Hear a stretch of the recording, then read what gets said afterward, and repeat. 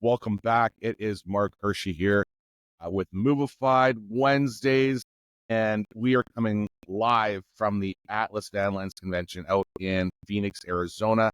I have hidden out here with the vendors and set up shop. And Steven, welcome, buddy. Glad that we could Hey, connect. how's it going? So, obviously, Movified Wednesdays with Brian and Steven. Brian unfortunately was in Dallas on a work meeting, and so he couldn't jump on this morning, but that's totally fine.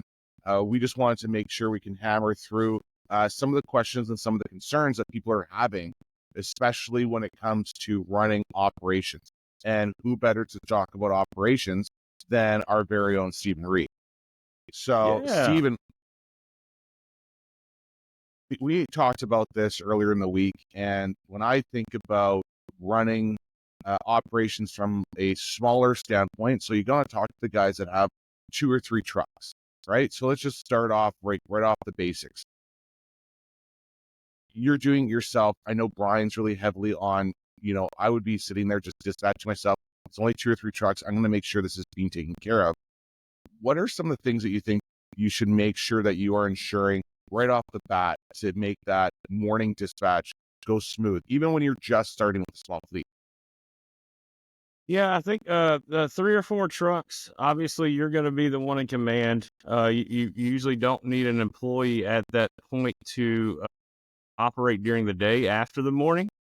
So dispatch launch, I suggest strongly you get your main man, your right hand, who you have an idea to be in that next stage, right? Give him some hope, right? Here's what I'm trying to grow. And the next level, I want you here, but I want you to do something for it. I want you to do this training. I want you to do this management exercise. I want you to read this book, because that's very important too. You got to make sure they want it. As Brian said last week, his wife is going to put on his gravestone opportunities, like the man who gave all the opportunities to people who didn't want them, right? And I've done that in operations because operations is my wheelhouse. Those are my buddies, right? I'm with them. I talk to them. I live it. That's my life. That's what I love. That's what they love. So those are they become my friends, very, very my best friends. Standing up there with at my wedding, and so it's like you got to make sure they want it, and don't just sell your dream because you think that's what they want. Give them some tasks to show that they want it too. But this is a perfect stage to challenge that right hand operations guy and see if he's got what it takes. See if he can beat you to the office, right? See if he can prep the truck. See if he can get in the parking lot and make sure everybody's actually going and not talking and not being up here. And this is a perfect opportunity. Dispatch is the perfect opportunity to test somebody in their leadership and see what they got before you commit to a big salary on them, or taking them off the truck, giving them a big salary where they can't go back. They're not willing to go back for pride. Right. I've lost some movers that way. And do you think, do you put together kind of like a cheat sheet or top 5 things of these are the expectations, this is exactly what needs to be done? I know for myself, I used to just be like, look, okay, 5:30 a.m., like if we had early morning dispatch, you need to get this done, this done, this done, this done. This is your priority checklist, from, least important to the most important. If you get it done by the time the trucks are ready to go, you have this done. Were you implementing things in that sense to make sure that there was Absolutely. efficiency going? I'm a task guy, and everything that I do, I'm an improvement junkie. So I guess one thing that's really special to say is I implemented an awareness meeting every day after dispatch, no matter how busy I am. And that could be with just yourself, right? That's what I did. I got on a dry erase board. I called it my awareness time, right? And everything's fresh on your mind. And we have this psychological thing where man, if anybody in this industry hasn't done dispatch, or anybody that hasn't done dispatch and thought about, I have the worst job in the world in the first hour of your day, but then 10 minutes later when everything's saluted, it's a totally different world, right? Dispatch is hectic. You can't have somebody who's drinking a lot, right? You have to have somebody who's very, very alert, confrontational with you at dispatch, calling out guys who aren't awake, calling out guys who are looking angry, calling out guys that aren't with the crowd that have discontent because they're going to your customers and have content. But yes, everything improvement wise, I sit back after dispatch every day. My team does right now. They have a meeting and we go over everything that's happened at dispatch because you'll forget, right? We go over, hey, this guy told me about a payment problem. I told him I'd follow up on. We go over, hey, this guy needed uniforms. I need to charge him, right? We go over, this guy called in, this guy was late. So we have actions to take on all the things that happen at dispatch. Dispatch gets out of whack really, really quick if you aren't maintaining it. And that's what we do to maintain it. I've had to clean up dispatch at my operations, Atlanta and Memphis, going back and forth quite a few times. Very, very experienced in it. Every mover wants order, right? Every mover does not like showing up, talking shop, and in chaos and everybody yelling at each other to get off the trucks, right? You will lose people. Your order is what if like I'm big on dispatch. I never have employees try to promote themselves out of dispatch. I make that clear on first day in operations. As high level as you are, my vice president, Matt, the first day I told him, hey, you're a vice president, and that means you're there at dispatch talking to everybody because it's so important for everybody to kind of understand, you are here to work today. This is the only time. We're not a restaurant. We can't go take our server in the kitchen, right, and talk to them. This is the only time to get our guys off on the right foot. And if they're making angry faces and stuff at you, what do you think they're about to do to the rest of their crew and their appointment? Yeah. It's some of the worst experiences I've had where just shit goes sideways first thing in the morning. And there's, and I say that too all the time. Like, you're not thinking about it at the time, but if the guys are showing up and they see, a sense of disorganization that's happening behind the scenes and it's like live and they're witnessing it there first thing in the morning, they're saying, if you can't figure this part out in the office and you guys are like scrambling to find the paperwork and you don't have anything organized in the morning and, oh yeah, sure, I didn't print this off, or I didn't confirm this, the guys are going to be like, is this the kind of company I want to work for? And it just is like a snowball. And you're right. Then you're going to attract the wrong crowd. You're going to attract the wrong crowd. Well, I always said, guys, just wait till after the move before, losing it on a driver or helper that you found out from the day before. Right? So like the guy didn't roll up he didn't lock the back of the truck and somebody went in there and let's just say pads are everywhere, or so, maybe you're parking in an area where like there's homelessness people, right? Maybe someone, clipped one of the top corners of the truck and you just realized it that morning, right? Like, just don't rage at the guy. Like, you pull him aside, be like, look, we've noticed this happen. Let's have a chat about it later. I'm not going to make it into a big deal, but like, have the best day possible. Get out there, have a great day, put a smile on your face. Things happen, and then rip into them after. But like, at least get the move done that morning. I say never rip into them in a public setting. That's what I train that. Always important. Morning, you got non-morning people. So I agree with you 100%. Like, that's a big thing to do. Like, that's very smart that you're teaching that. But as men, we're prideful, right? And when you come to me, Mark, in the morning and you say, you're late and I'm tired of being late, you're messing up this and you're not being considerate for anybody. And then I got to go talk to a bunch of other guys. I'm not working hard for you, right? And then I'm going to get a customer who's got a bad day going on and it's going to escalate. My boss just ringed me out, right? Right. And now I got a customer that's giving me a hard time that's telling me I'm already moving slow within the first 5 minutes. Right. And so how is that day going to compound? All these things, you don't want 3 bad things to happen to a mover because your move will go downhill and you don't want to add number 1, right?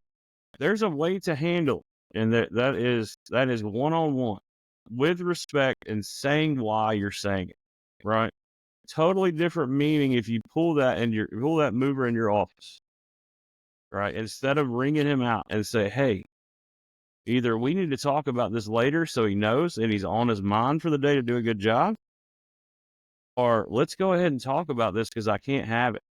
I can't have it. Let's get on the same page. But in that one-on-one office, there's a different level of respect. And as men, we find it as a respect thing. You came to me, you told me what I need to improve, and I'm going to do it.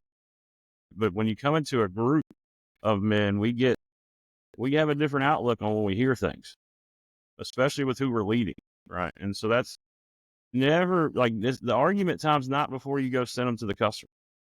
There can be an understanding time, but never an argument time right before they go represent you without you all day on what's up. Do you know, as you start pumping out, so now we talked about I have 2 or 3 trucks, right? Yeah. Nice and simple.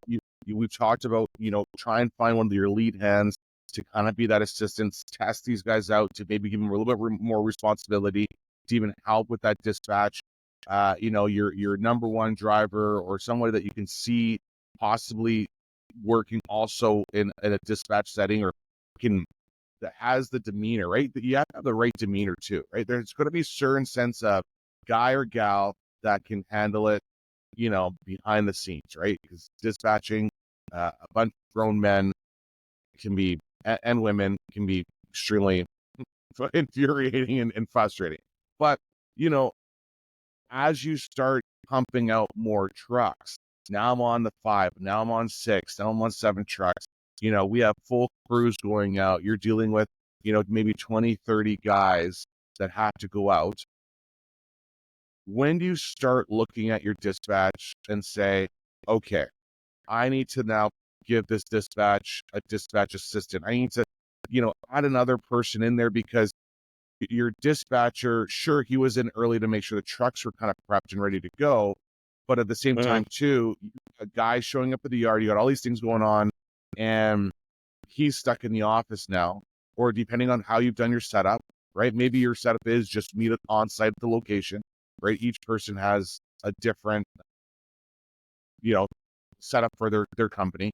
But when are you getting to a point where you're like, this guy needs another help? Like, we need to make sure things are organized on the operational staff. I would do, if I could go back in time right now, I'd do it like I do it now. I would have the 3 or 4 trucks. I'd have that operations manager. I'd get me a VA from readyrolls.com, right? I'll get me a VA from readyrolls.com, and I'll get 2, right? $5 an hour both, right? And I'll have them cover the trucks from when they leave the lot, for when your person helps you dispatch, when they leave the lot, and all the way till they get back.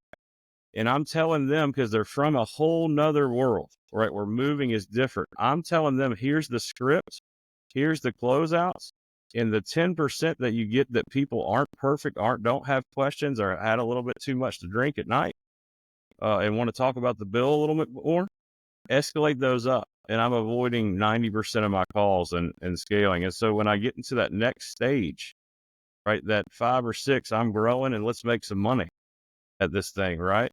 Then I'm bringing my operations manager. I'm not even gonna let you finish, because I feel like people listening are gonna go, see, Steven, this is wild of what you're asking of it, because I don't even understand. I have an operations guy, or like, here's my operations dispatch side of things. It's 7, 8 o'clock in the morning, and I have 2 VAs that are not from here that I've hired to assist him. What are they doing? What are they getting set up? I have no idea what you're So talking our about. dispatch team, that's a great question, Mark. Our dispatch team, they send out everything in the morning, and we'll talk about their stages and positions at dispatch eventually on here. And then after dispatch, after they leave the lot, we have a wonderful team. Rain, Vincent. On the delivery side, we have MK, and we have Linnell. But what they're doing is they're talking to our drivers. They're checking them to make sure they're not at they're not at a non-trucking gas station. They're making sure that they're not at the gas station longer than 20 minutes smoking a blunt at the side of it, right? They're making sure that we got to the job and we started time within 20 minutes of getting there, right? We're auditing each job. We're making sure they sign the contract. We're checking in with the customer. Are you receiving 5-star service? Great. The moment that you do not, we can change that. If we know, please call us, right? They are closing out with the customer. Man, I lost a lot of money with having movers close out and give break time out. So they are closing out the customer, they're auditing the customer, and they're closing out the money for the job I pay next day to my guys. Right. So they're closing it out and getting payroll ready for tomorrow. And they're watching logs, right? And they're texting all of our drivers anytime somebody has a cornering event, which is, hey guys, if you're getting cornering events from Sam Sayre movie, it's hard to corner. It's hard to trigger that thing in a moving truck.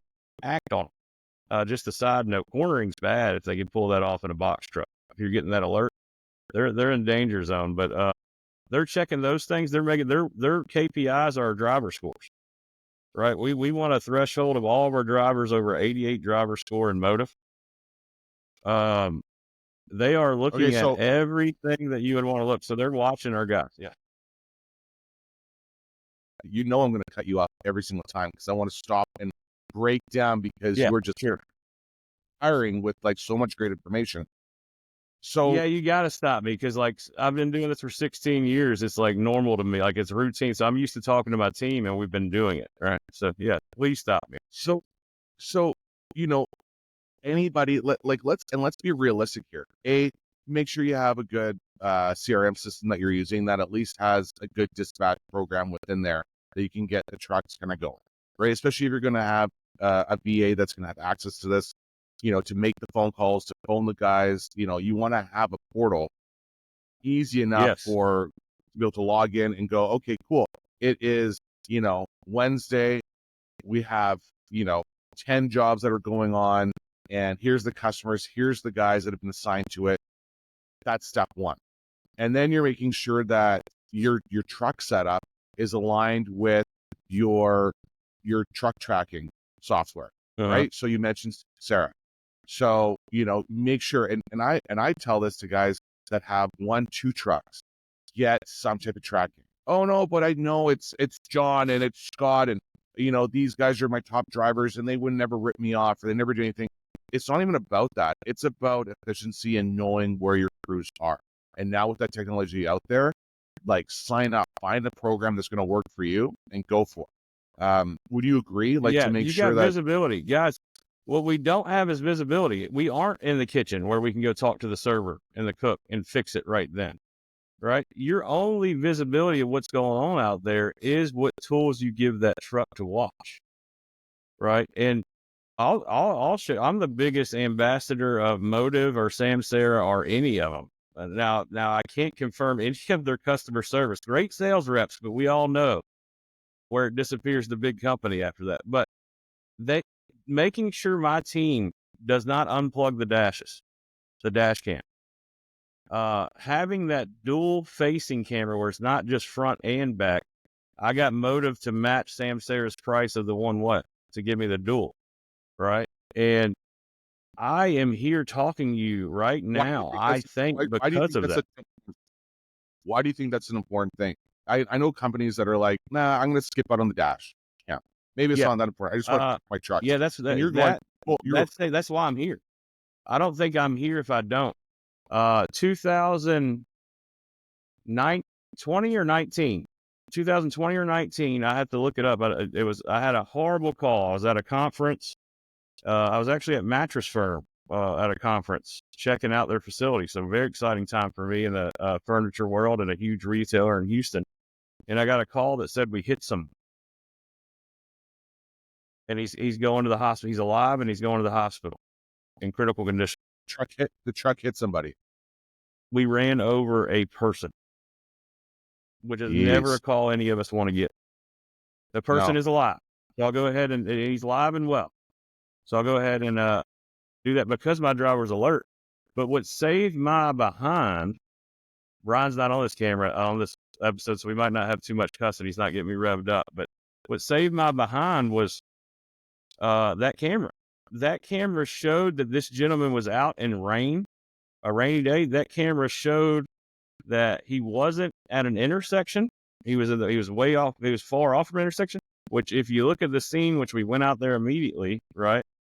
It wouldn't look like, because of how things move pretty fastly down the road, it wouldn't look like they weren't at an intersection. Right. And my dash cam proved that my driver was driving and actually saved his life being alert. With a last minute, the guy had his back turned and was walking down the road or whatever on the side, and he stopped. He was just stopped there in the corner. And my guy saw it and then suddenly jerked. It clipped him instead of a box truck hitting him. And I never got sued, which we all know what that means. I never got sued. He survived. I checked in with him, but I never got sued or anything for that company because it was nothing my driver did. And so I am a passionate person. 1, 2 trucks or whatever, pay your dang $60 a month and have some visibility on that. Do you get backlash I'm though, where passionate guys about are that. like, oh, guys are complaining, being like, oh, you can see me in the truck. You're just trying to spy on me and make sure, you're listening to my conversations in the truck. Like, there's probably all of that little backlash of, oh, Big Brother's watching me. But do you get that? Or is there just something at Big League where you are fine tuning it right off the bat, going, this is our policy, this is what's set up, take it or leave it? Yeah, we 100%. That's how it is. I am Big Brother. It's my $120,000 truck.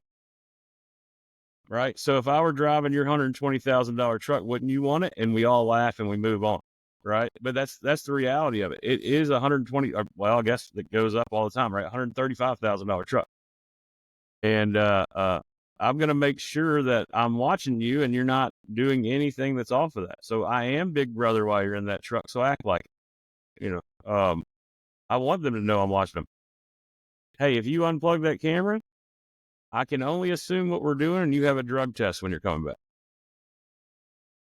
Now, you want to cut out people unplugging cameras. Say that to your organization. The next day, you have no problem. All that time, they unplug all their self. I don't know, but that next day, it's fine. We'll just take a drug test every time. Just don't pee on the way home. Everything changes. So you have these VAs now set up, because we're gonna I want to keep this loop going here, or this timeline. The morning dispatch is going out. Your operations guy has now sent out your trucks, and this is where your VAs, and we don't have to define too much the roles, but this is where your VAs are now jumping in, going, okay, got that, I can see on the system, we got 10 trucks going out, here's the crew, here's the jobs, you have the maybe a I have different one VA in the same. morning. It's just one VA in the morning. So one VA does the pass off, and that VA is actually also during dispatch. Right, she's not doing anything. Rain is calling our drivers who are in long distance and making sure they're awake and alert, or calling the hotel, and then making sure they're doing their 15-minute pre-trip right before, so we're on time to get back in town exactly on the time. We maximize our hours. And so she's the long distance dispatcher, and then she goes into watching the trucks on that side. And then rolls in Rain and Vincent roll in midday together. And you know what? When your closeouts are, Mark, you know it. Your biggest closeouts are going to be like your 2 to 5 o'clock range, right? And so we kind of have a little bit of extra coverage on that side where both of them. And of course, operations is spillover, but we have both of them. And then Vincent takes over and he's closing down the evening.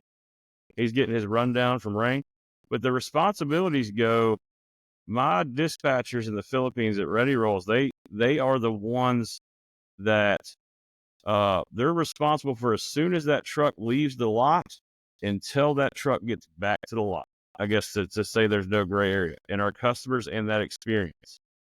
My operations team handles the customer satisfaction after and before, but during the facility of the move, it is the virtual teams to watch everything and audit everything. And what do they do? I'm not, Big Brother is a good term you put there. We send a friendly message. We use Connect Team, which is our communication standard with our field, right? We use Connect Team, and we send a message. It's a friendly out of bounds. We blew the whistle. There could be a reason for it. We ever say that in there? Hey guys, could be a reason for it, but I noticed that we were at Love's for 43 minutes this morning. So I wanted to raise attention because I know all of our intentions aren't to go out of bounds, right? And it goes to my operations team, and guess what? They have something to talk about at their awareness meeting after dispatch. Right. And so every day it's kind of like a checklist they go over. Sometimes, hey, 20 minutes, if it happens once a month, it's okay between the check-in or not. But those alerts let us know, hey, that's been 3 times where Tommy has been 45 minutes after he got there and the clock started, or 45 minutes after. What's going on here? And we can address it and stop it before it becomes, the slick gets slicker. That is a saying Right. I'm always fighting at my company. If you work for my company, the worst thing you can say to me, and I hear it, is he thinks he's slick. Because he does. I'm going to jump in there and go, where's the phone? He does. And whoever's with him is thinking of getting slicker with whatever ideas he's noticing that we're not watching. So you should never say he thinks he's slick, because it's a whistle. And if you blow a whistle, we never think we're slick, and we're never stretching it, and we're always working together. So that's the important part, is I wouldn't skip that. The message that goes to the operations and the driver, our leader of the team that day, because just in case operations gets busy, you still want the leader to know that we noticed he was out of bounds. Now, you were talking about, these VAs are like there from start to finish, right? Like they're part of, and you kind of jump back and forth. You're like, well, they're involved in the morning, which things are done. So what would you have them be doing? Or like especially if you're doing them full time, or you are saying, okay, great, I need you for 2 hours in the morning, then go do your thing for the day. And then I'm going to want you back again, in XYZ hours to be ready. Or are you saying, no, I have you for 8 hours for the day? Like, what does that look like? 8 hours, you're in a screen. Yeah, you're monitoring our drivers. You're checking out stuff. You're confirming tomorrow's jobs, our 3 days ahead jobs. Right. Everybody's busy. So that's not a full day though. When you look at it, like for the guys that are smaller, right? For the guys that are only pumping out 2 or 3 a day, or maybe they don't even have anything for the go next back day. in time. Yeah. I'm really trying to like analyze going, at what size level do you look at it? Because as you're talking, you're saying, okay, you got Moto, I got Samsara, I got, some VAs going on. I have another app, for chatting. As I'm adding up the expenses, sure, they might be small, but I know for a fact that as you are signing up for X, Y, Z and everything else, and all these little monthly charges are going on, it all adds up. So for a moving company that's looking at it going, okay, so I have 2 guys in a truck and I'm just going to use like 150 an hour. So when I'm trying to break down what my margins are, and I'm looking at all of these different expenses, well, that $5 an hour VA that's monitoring is now I'm only making the 145. Then I have the 2 guys. So, now I'm maybe making, $90 an hour for that. Then I'm adding all the other little parts to it. Now I'm maybe making $60 an hour, $70 an hour. Like, where do you think people should take the next level and the next step so that they're looking at going like, no, don't worry. It's, you're going to be making the money back. You're going to be doing this. Oh, yeah. Well, you're talking for a dispatcher. Well, it's also a value, right? Just an expense. But you're talking $5 an hour on a dispatcher for doing this kind of work. That's $200 a week. So what's worth your peace of mind to not get all the calls at night while you're on a date? What's the peace of mind to not get the calls with the trouble that's going on all throughout? I mean, we know our lives, right? 3 or 4 truck zone, I never got off work. I think, Mark, you could probably flash back in that time. I know there's never an off time. So there's the peace of mind in that. You're looking at a $200 a week investment on that, right? I think that's correct. 5 at 40, $200 a week investment, no taxes, things of that nature. Per dispatcher. And now to talk about the benefits that you can do with that to pay for itself easily is data mining and appointment setting for you, right? There is no downtime, because in the downtime, we need them data mining your leads, sourcing realtors, sourcing self-storage units, sourcing other things to set appointments for you to talk about your product and have a business relationship. Oh, sorry, I didn't know my camera got off. You didn't even notice. Sorry, guys. Any witness watching the video? Steven's camera dropped down. I thought he was like cleaning his nose or doing something, and it just stayed that way. And I'm like, are we just staring at a keyboard for the majority of We're this a Spotify interview? episode here, not a YouTube. That's right. But yeah, that's the $5 an hour. You get data mining, you get one appointment, you get one relationship, you pay for that person. Now on the other side, I did things where I let my movers close out for a year and a half. And I lost a lot of money compared to the year prior and the year after, right? You don't give your bill time to people that are trying to get a tip, right? Because they're going to do what they can to get a tip right before it. So that I'm going to give you an hour, right? I know we were just a few minutes, but I'm going to give you an hour. It's not their money to give, but they're trying to get more for themselves, right? So we handle all customer closeouts too. You want real-time feedback as the owner, right? Connect Team, I got a summary of every closeout. And for a certain stage, it was last year is when I got off of doing that. But I would call every customer 9 o'clock at night, 8 o'clock at night, or whatever, who had a less than 5-star review, and it meant a lot. I got ahead of it. I'm protecting the zone, protecting the house, right? Your feedback was concerning to me. I'm the owner. Thank you for choosing me. What can I do for you? Like, tell me about this. How can I change this? Whoa! I didn't expect to hear you, right? You get that kind of response. So those are some of the benefits that I have of doing that. Visibility, real time, that's being able to manage things without having to worry about that customer check-in happening. With Americans, I did these positions forever and still do. But I have found my home in the Philippines with auditing my Americans work because we're not perfect and we need to coach our team. We got things out there. And we need auditors that are in the background instead of us spending time it's a flawed system for Mark and I to say, hey, Jeff, my operations manager, right? I need you to audit a bunch of things. And what happens after you audit is you got more work and you got to go confront somebody, right? That's not something nobody's going to wake up and go, let's get to auditing.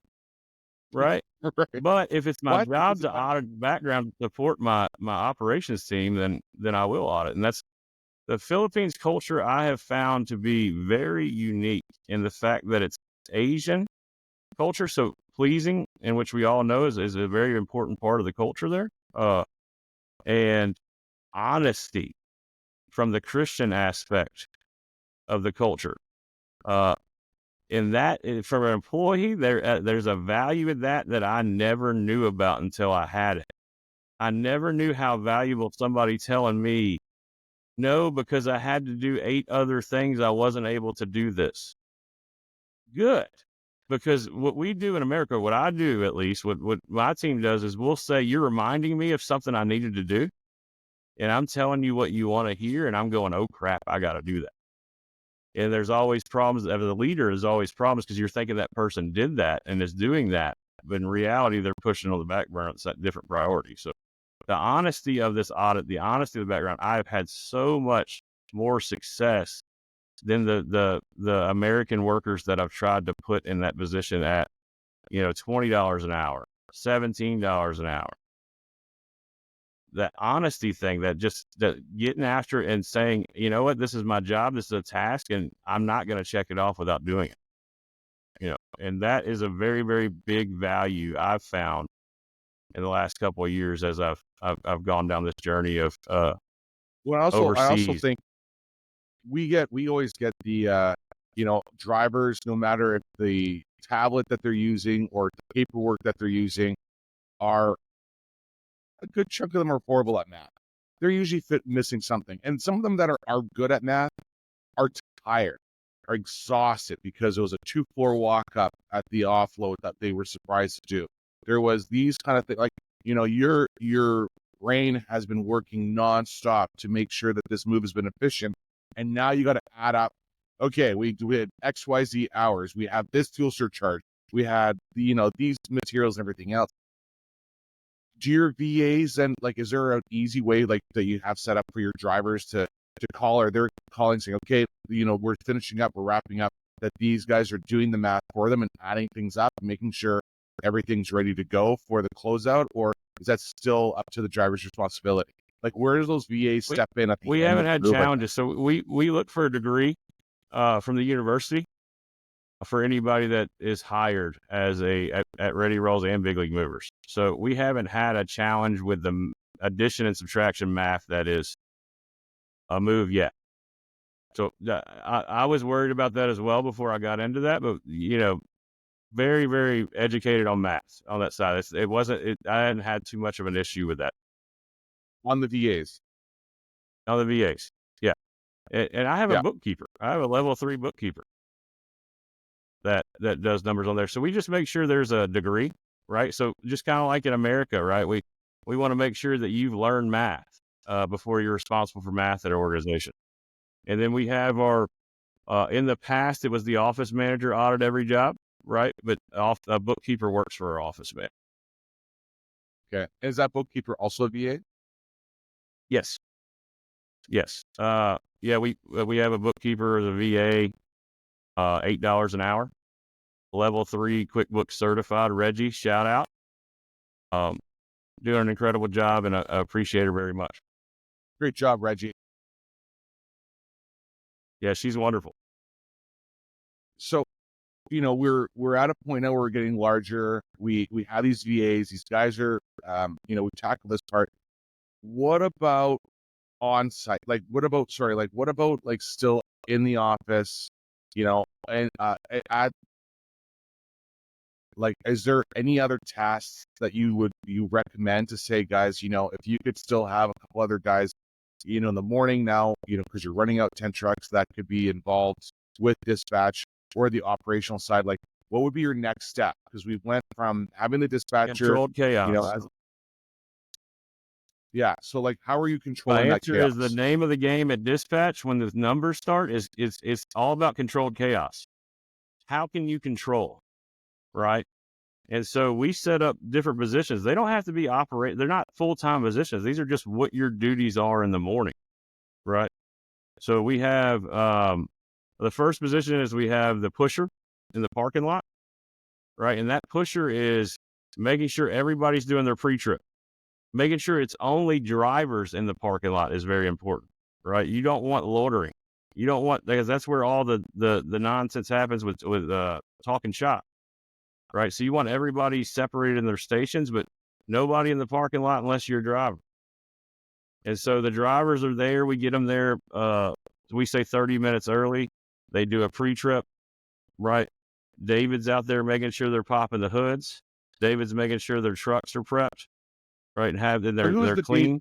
But who's the David, right? Because, like, to me, when you're saying this kind of stuff, I'm thinking, okay, but maybe David's not working this Tuesday because it's slower, because David's going to be one of the guys that's going to head out on the job site because I only need him.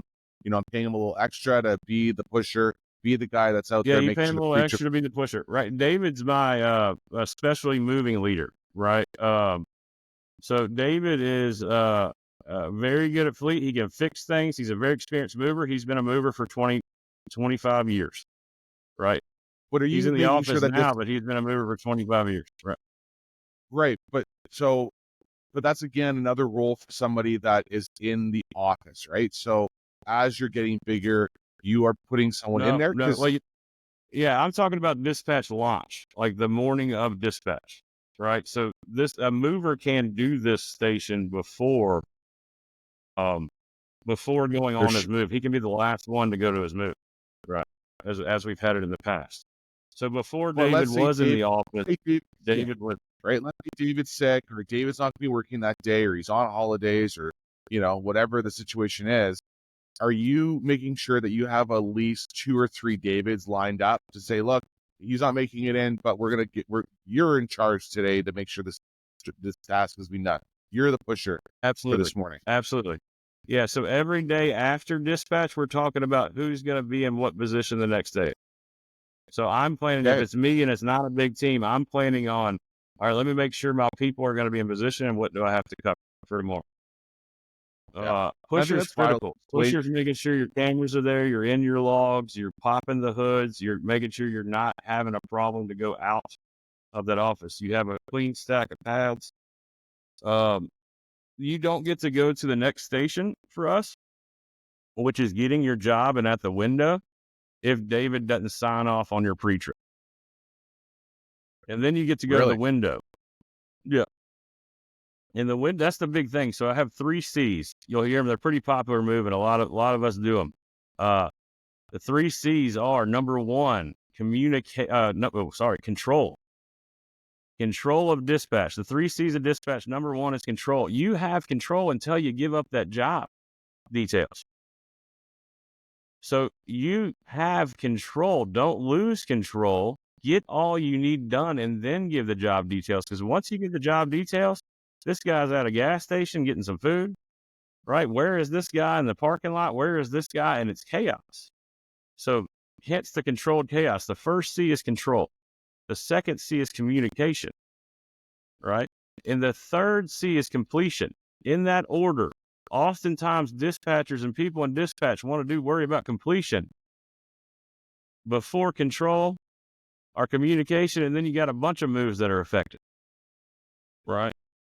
And so the big thing is you don't give up that job until you have that pre-trip, until you have certification, until you have their attention to say, then communicate to me, right? And then I'll make sure I'm completed. I'll find somebody, I'll call it in, I'll pull somebody from another job.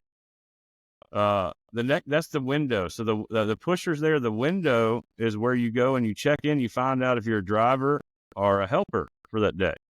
If you're a driver, you go to the parking lot and you get your keys, right? If you're a helper or a teammate, That out though. Yeah, but aren't you finding that out at dispatch? Like, aren't these guys rolling in, and most of these drivers and helpers, I mean, at least in our office and probably in other moving companies, you are already contacting the drivers and the swampers or helpers the day before saying, okay, you're going to be on this job. You're going to, you're driving, you're doing this, you're doing that. And they show up that next morning and that's what they're doing. And that dispatcher is making sure that's being done already. So I'm trying to understand why the importance of having this window. Yeah, the window position. Yeah, because when you give guys a job the day before, it gives them opportunities to complain about anything that changes. Right. And so we don't do that. And it also gives guys control, right, during dispatch. So they can come in when they go, get their people and go. And we don't get to have that time with them to make sure they understand everything and they're going out there successfully. So I am big on not giving that, unless it's a long distance. Right. Sure. But so you're just telling people, hey, tomorrow you're in 7 a.m. Be there. Yep. And my goal is to maximize your day to get you to make me money and you money to get all the hours I can before 9 p.m. on that truck. And fairness wise, on the second job, it's the first man up. It's never going to be a person that can say, I'm not doing it today. It's the first one that gets done for the first customer. And that's the big thing of control for me. I don't like and my guys are different. You might have different guys. You have some older guys, some older owner operators, Mark, a little bit different scenario. They would probably cringe at the control. So you could probably treat people a little differently, but on my side, it's I don't like to give it up because I get affected by it pretty badly by my younger guys who then are trying to act like owner operators, right?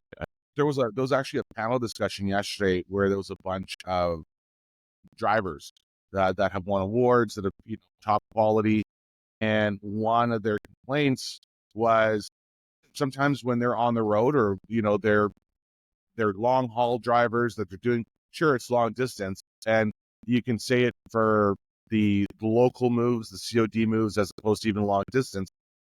The driver, he made a good point. He says, if I'm not getting the paperwork, if I'm not getting that Yembo file, that's going to give me the video footage, the whole inventory, a sense of idea, knowing that on this job, there's going to be a big marble tabletop, there's going to be a piano, there's going to be all these different things several days in advance so that they're prepared, that they understand that they're making sure they're prepped and not walking into, a shit show that morning. They're mentally ready to go.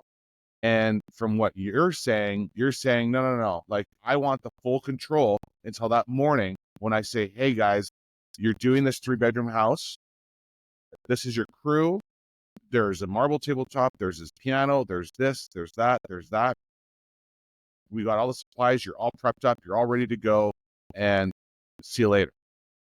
And some of these guys go like, oh shit, like I got a piano to go on today. I have this going on today. Like, and their minds are now racing going, man, I'm preparing myself for, I wish I would have known yesterday. So like that sense of control, like how do you fine tune that? How do you go to these guys, and the ones that are listening going, yeah, Mark, like I deal with this every day and my guys are constantly complaining, they want to know. Yes. And you're going, no, like keep that control in house, like make sure. So like you must get backlash, or is there like I just do. that I do. big I league lay that you? expectation. Like I lay expectation on that side. So one, I've lost a lot of owner operators that are excellent because of my rules that want a little bit more freedom. And I've given it to them, and then I find them on camera not driving or not holding the wheel, and we have an accident or something. Something happens, right? It's our jobs as presidents, as CEOs, is to sell hope in the why behind it. It's not, we're not in a culture anymore. Like, who's with you at the Atlas? Those guys who built our industry, and I'm very grateful for. But their way of saying, hey, it's because I said so, is not working with our generation. Right. Right. And so it's your job as the CEO, as the president, is always say the why behind why we're doing things. Right. I'm giving you support. I'm investing in a team to make sure you don't go out of bounds, because humanly, you're not perfect. You're going to go out of bounds. Right. The way we're do sports, we're men, right? We're dealing with mostly men. So I'm talking that way about men, but in the moving field, but we're men. The sports we played, the sports we watch, the sports we get mad at. As a 40-year-old, I'm the old man going, get back to the basics, coach, when there's penalties, because you lose a game for penalties. But the way we're trained to be that team that wins the championship, that best team that's always around, all week long, we're blowing a whistle at stuff that we're not supposed to do in the game. It's no different. The guys that you have on your team have literally been raised that way. Right? Is to always have to be told, this is the rule. This is the rule. This is the rule. This is what we did at school. This is the rule before the test. Right? This is what you're learning. This is what you're learning. If we're in the career, why are we just saying, hey, what you've done your whole life for and how you've been trained? Don't worry about it. You got a lot of freedom. No, you got to sell the hope and say, hey, I'm invested in you. I'm invested in that $135,000 truck. Right? I'm invested in a team to help you not forget things. And we got to use all those things, because that's what makes us better. That's what it's for. It's not for me and you to argue. It's for me to avoid me and you arguing. So we have those reminders in between, so we never get to that space we don't want to be in. And that's so important. Our job, I say this all the time, at least that's how I view it. My job as president at Big League Movers is to sell hope in the why of why my processes are happening. And that's my big philosophy on it. And that's, I guess, my answer to that is why I don't deal with it too much. And people know that I won't accept it. Like, oh, you're going to go talk to him about that? Right? I don't know about that. I'd like to see how that works out. Right? And then I have experience at it. But if you're always doing that to the same people the same way and being fair, they're going to know your answer and you'll get a lot less questions. If you start treating that guy very important to say, here's your details, and not give anybody else, you'll lose a lot of respect. I appreciate that. That makes sense. For all those listening, me and Steven can talk all day about operations and just focusing on the operational aspects of it, because, that really ends up being a lot of your bread and butter. But being in the customer service industry, if you can't get your operations figured out, you're never going to grow. You will never get to a point. You'll always be frustrated. I see posts about it all the day from moving company owners going like, I'm ready to pull my hair out. I'm ready. I'm ready to throw in the towel. I just can't understand why I am not getting to the next level. And a lot of it stems down to how your operations are on and how efficient you are with, getting those jobs out, making sure your crews are happy, making sure the crews are being efficient, and having that control. Follow those 3 C's, like Steven's talking about. I'm going to go back to my team and also say, how can we be a little bit more efficient? How can we take back the control that we've been giving so loosely away to ensure that these jobs are being effective? And just like you said, that, you want the best for the guys, you want the best for the trucks that are running, and, making sure that every customer is getting a 5-star review. The why behind it. The why behind it. And if every customer gets a 5-star review, that boosts our LSA, right? And that boosts our hometown domination, and it gives us all more opportunities that we're here working for. I love it. So dispatch, I'll kind of sign it off here because we'll probably have a few episodes where we're talking about the layers of dispatch and stuff as we go. Mark, but I'll say this on dispatch. The first thing that I look at in operation, if I'm helping you or I'm judging you or you're having problems, I'm going to go to your operation and I'm going to show up at 6:30. If I'm a consultant, same thing. I'm going to show up at 6:30. I urge you to show up at 6:30 because all your people are there, right? During these growing years, all the people are there and they want to see you, and you can change things for your organization, change those headaches later, all in that time. Show up for dispatch. Make it professional. Don't make it fun, right? Make them known that, hey, after work, it's playtime. Once you pass that gate, it's dispatch time. No slides. This isn't the locker room, right? No slides. You're here dressed to work. I don't want you to throw a shirt on when you get to a move. I want to see you in my shirt now. I'm in my shirt. That's right. Right? I don't want it. Why are we have that space? Is it dirty? Do you need another shirt? Right? Let's go ahead and address all those things. It's not, nobody argues with you, right? And if the guys that are looking at you like, why are you confronting me? One, note it for your authority meeting for broadcasting. Right? I got to do a better job of broadcasting this rule if people are thrown off by me saying it. Right? And 2, get rid of the guy because he's looking at you when you're asking him to do something like that. What is he doing to your customer that's paying $75 an hour for him? There's your sign. Handle it at dispatch, right? Before it becomes all these problems and the 20 calls and the review you do. You could have addressed it right there by seeing old Tommy is in a bad attitude. Now, I'm using Tommy's example. I got to say, if he listens to this, Tommy's always the guy who I'm using his example because I think with him during dispatch launch, Tommy does a great job and he lets our dispatcher know when they're not doing the rules. Are you sure you want me to do that, sir? So shout out to Tommy. But once you have that culture, it sounds overbearing, but it's just showing up for work, being the first one in the parking lot. And your goal for that hour and a half is to teach everybody. And once you start doing that, and then you sit down for a minute and say, what were all my problems? Right after, not the later in the day, right after. Don't get on the phone, put it away. 30 minutes, what were all my problems during dispatch? And you're completely tinkering it. Dispatch launch, I never expect to be 100% because there's uncontrollables. But man, every day if you work at the 20% that happened yesterday that didn't go to plan, you're always staying above 80%.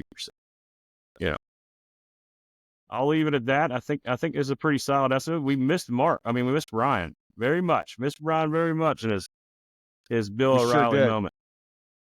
But we'll see him next week. For sure. So anybody like that? Have safe travels back. Have safe travels back, Mark. I'm very interested to see all the things you've learned.